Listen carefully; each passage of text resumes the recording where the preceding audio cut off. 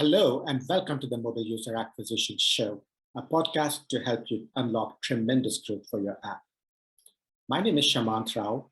I'm the CEO of the boutique growth marketing firm Rocket Ship HQ and host of the podcast Mobile User Acquisition Show. In each episode, we feature experts in the field of mobile growth and discuss strategies, tips, and pointers from the leading edge of mobile growth marketing. By the end of each episode, you will have gained actionable and tactical insights that will help you make more informed decisions in your own work around growth. The Mobile User Acquisition Show is produced by Meryl Vincent, Content Marketing Manager at Rocket Ship HQ. Our guest today is Atif Khan, COO at Stardust. Atif is here to talk about all things Web3 gaming. He talks about the use of community to drive the growth of Web3-based games and how exactly Web3 games stack up against console games and free-to-play games. We then talk about the platforms Atif believes will be the key to effective user acquisition for Web3-based games. Atif shares his thoughts on how UA strategies will play out on these platforms vis-a-vis free-to-play games. He also talks about NFTs, how they're changing gaming fundamentally, and the missing pieces that are still needed in order to make them much, much more valuable in the whole Web3 space. We're very thrilled to share this fascinating episode on this show. I'm very excited to welcome Atif Khan to the show. Atif, welcome to the show. Thank you so much for having me. It's good to catch up. I've known you for so many years and so excited to chat. Certainly. As you said, we've worked together for many, many years when you were at Facebook, and certainly was very, very impressed by the insight you brought to a lot of the conversations we had. We're connecting because of what you do now and what you've been sharing very openly in your That Dude in Crypto series, if you will. And for folks that aren't familiar with that, please check out Atif's writing on LinkedIn. Also on Twitter. I don't believe I've read you on Twitter, but it's also on Twitter, right? Yep. So yeah, you've been very much in the trenches of all things Web3 and crypto. And I'm excited to dive into a lot of that today because certainly Web3 and crypto are changing gaming as we know it, are changing a lot of tech as we know it.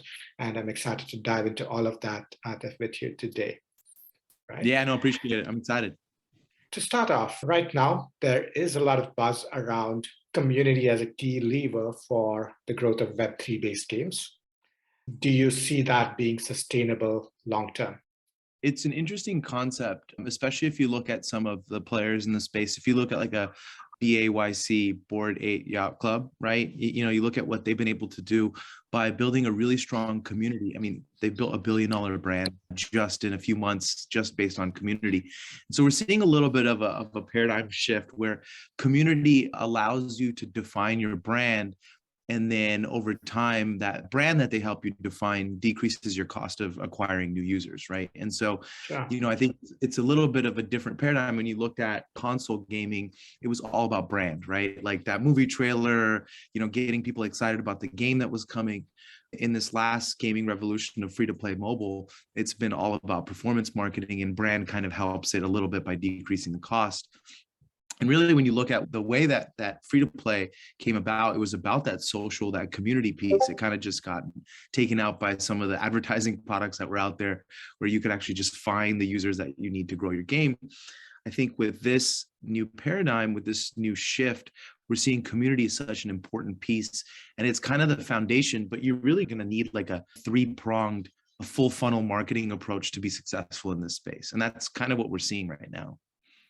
Yeah. When you say three-pronged, tell us more. I think what's unique about blockchain gaming, and especially with community taking the lead, is you really have the ability to take the last two revolutions in gaming and combine those to create an actual three-pronged marketing approach, right? I think the steps that are used are a little different, but at the end of the day, it comes down to building a community, allowing that community to define the brand that you're trying to build with you, versus you defining it for them and then they being ambassadors of it. They really are pieces of the creation of that brand. And so they're true ambassadors.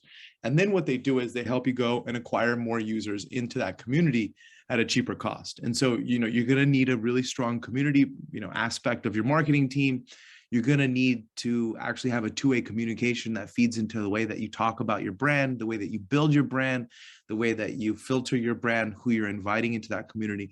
And then you put those two things together to go and build like an acquisition strategy. How do you actually drive users into that brand, into the game, into that app experience, whatever it could be in the Web3 space. And so when we think about what blockchain gaming can do for gaming, is it's going to allow us to have a broader circle, because you have to have all three prongs of that marketing. Right.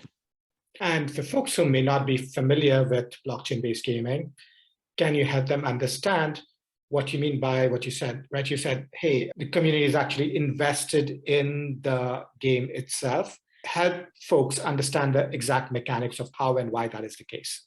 Yeah, that's a great question. So if you look at console gaming, which was a predominant player for years and years, the thing that I grew up playing, right? Sega Genesis or SNES or any of those things, you would go to a store and for one time, you would pay $50 to buy that game. And that was the transaction, right?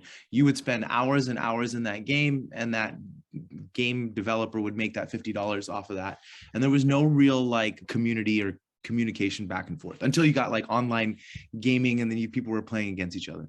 In free-to-play gaming, the way that the model worked was to save time in the game, you would buy items for that time. Right. And so from that perspective, the funnel turned into how do we move people down to that purchase funnel?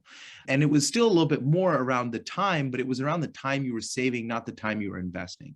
So with blockchain gaming, specifically with play and earn mechanics, what you have is now, for me as a gamer, the value that I get is the more time I spend in that game, I receive some sort of a financial incentive to stay in that game, right? So in this medium, it's NFTs or fungible tokens. And so the more time you spend, the more valuable you are to that game, the more value you accrue as a member of that community, right?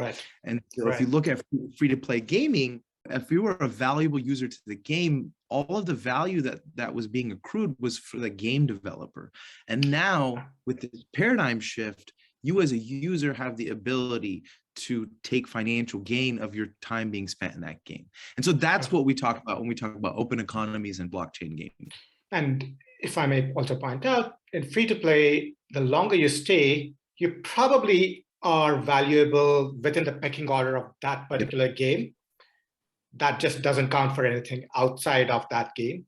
And now that status, if you will, or whatever NFTs you've accumulated in game A, that is valuable outside of game A, right? Is that a fair understanding and characterization? Exactly. That's where the openness comes. I think some of the outstanding questions that need to be figured out, though, is how does like a sword in like Candy Crush, how does that accrue value? And I think some of those things need to get figured out. But yes, that sword that you got in game A is now worth, X amount of dollars on OpenSea, which you couldn't take that sword out of game A in free-to-play mobile. Right, but you probably wouldn't be able to use a sword in a Scrabble game, right? Or something completely unrelated. That piece needs to be figured out, but it's still way better than not being able to take that sword anywhere. Exactly. I mean, just think about, the region of the world that we're originally from. If people play hours and hours of games, and now imagine if you are, in an up and coming country and you can make an extra $500 a month just because you're spending 2 hours a night playing this game, that not only changes the paradigm of how value is accrued, it also changes the economics of how people can like come out of these countries and build better and greater things, right? Yeah, certainly that makes a lot of sense. And I like the way you contrasted the models of the console, how the economy worked, how free-to-play worked, and now how this is different, even though a lot of the details do need to be worked out still. With all of that said and established, how do you see growth and acquisition evolve for Web3 based games? I know you talked about brand building and how critical that is, but in terms of the actual tactics of user acquisition, of growth, what platforms do you see being effective? And how do you see some of the strategies being different from free-to-play? I think you're going to need to take a lot of what was learned in free to play and definitely move it over. I think if you look at the way that analysis was done I mean, you know this better. You've ran really large mobile UA teams, building a successful agency on the UA side. You know, the modeling and the analytics side is so important to success in gaming. Understanding the audiences from a demographic level, a geographic level, but even from a user behavior level. And I think that a lot of those analytics are going to need to come on to blockchain gaming. When we talk to a lot of developers, they either don't have the DNA or haven't thought of that. And I think it's going to be extremely important to make that shift. I think we're going to see similar channels do well. You know, I think the demise of Google and Facebook, and specifically Facebook, is probably exaggerated greatly. I think you're going to continue to see Facebook to be an important part of the channel mix for any game developer that's going to need to acquire users. I think you're also going to start to see other platforms that are continuing to grow, like Snapchat, specifically like TikTok, which is driving a lot of volume now at scale at lower costs. And then I think you're going to see other types of mediums come into play, right? Connected TV, right? If you think about what a blockchain game does and the fact that if it is an open economy, you can probably play it on your phone, on your TV, on your PC. That means that, you know, things like connected TV are going to continue to be more important sources for traffic. So I think what you're going to see is similar tactics, similar analytics, similar breakdowns, because blockchain gives you more transparency around the data, which I think is really important. I think what you're also going to see is new platforms come in and start to take over mindshare, but the old ones are still going to be solid sources of traffic. And would it be fair to say that's just because that's where the audiences are, and that's the primary way to get audience adoption? And to contrast some of the tactical execution, my understanding is that a lot of the blockchain-based games, the acquisition is still web-based, as compared to free-to-play, which is more app-based. So would the actual tactical execution be very similar or comparable to most web-based products or web-based campaigns? I think so. And I think, you know, on the mobile side specifically, we're going to need to see how the platforms react to NFTs. I know that that's an important thing because that's going to define what games can actually have on the mobile side, have NFTs and tokens. And there also aren't a lot of successful games right now with tokens or NFTs embedded within. But yes, definitely on the website, you know, you're starting to see these blockchain gaming companies get serious about it. Like if you look at Axie's working with a large agency, both on the paid acquisition side and the organic side. And so that tells you like they're starting to think about things just like any web first company or any mobile first company would. Right. And I think that's also a sign that Web3 games are also starting to look actively at growth marketing, user acquisition, what have you, right? Because again, while community is important, while brand is important, sounds like truly scaling is going to be dependent on user acquisition activity per se. Yeah, 100%. I mean, like it's what you said, right? Like it's where the audiences are. There's over 2 billion people on Facebook's family of apps, right? There is a billion plus people on TikTok. Like I think the last number I saw, there was a few 100 million people that were doing crypto globally. NFTs, I think only like 4 million people that owned NFTs or something like that last time I looked. And so if you want to expand the audience, you need to go where the audience is, and the audiences are on those platforms, to your point. Yeah. And it's still crazy that a lot of this is growing via the web-based acquisition still, right? If we can bridge the gap between mobile and a lot of the Web3 games, I imagine that could be a big inflection point. And that speaks volumes to how strong the community building is, right? If you look at these examples, you have built these communities from Twitter and Discord and web acquisition and meetups during the pandemic. Multiple billion-dollar companies and brands have been built with the community aspect.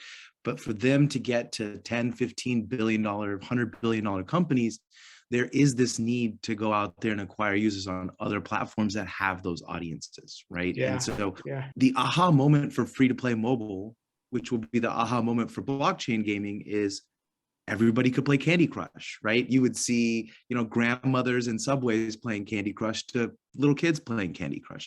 That's what made free-to-play mobile so amazing, was it opened the audience of potential users. And that's the key, right? The key to any entertainment business is what is the addressable audience and how can you make that audience bigger? Yeah. I know you touched a little bit on branding and how and why branding is so critical. Are there examples of games that you can think of, Web3 based games, that have done very, very well at branding themselves? And if so, are there takeaways for perhaps a smaller or independent game development company that are wanting to build their brand and do it well?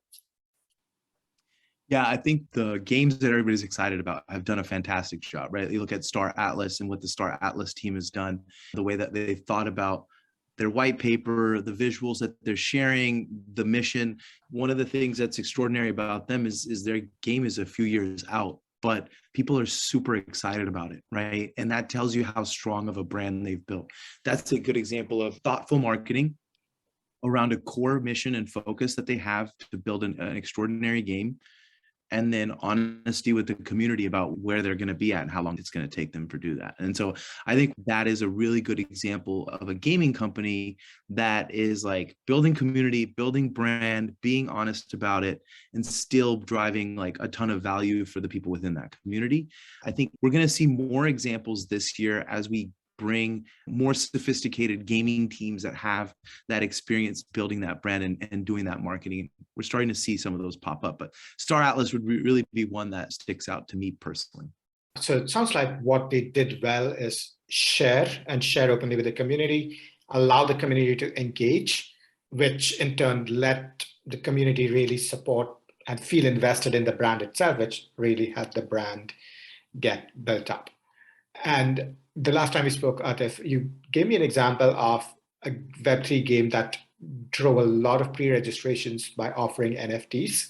Can you speak to the exact mechanics of how they did that and why NFTs would be so valuable if the game isn't even out in public? Yeah, I believe it was the Guild of Guardians example, right? Guild of Guardians is a game funded on Immutable X. It's a follow-up game to the first game of Immutable X, Gods Unchained. And, what they were able to do was build a really successful first game and keep the community engaged, right? And when the second game came out, they were able to highlight, hey, like we've done this before. We've built a really successful game. This is our follow-up game. And they started to engage the community. And, once they were able to engage the community, they were able to like really drive conversation in that community, build like hype is probably the best way to describe it. And then do a NFT drop at the right time. And most of these NFT drops, as you know, are only like 10,000 people, but they were able to drive hundreds of thousands of pre-registrations because even if people didn't get that NFT, which, the community had been building up and went up in value, they were still like, hey, this game is amazing. Even if I didn't get that NFT, I still want to be a part of this when it comes out.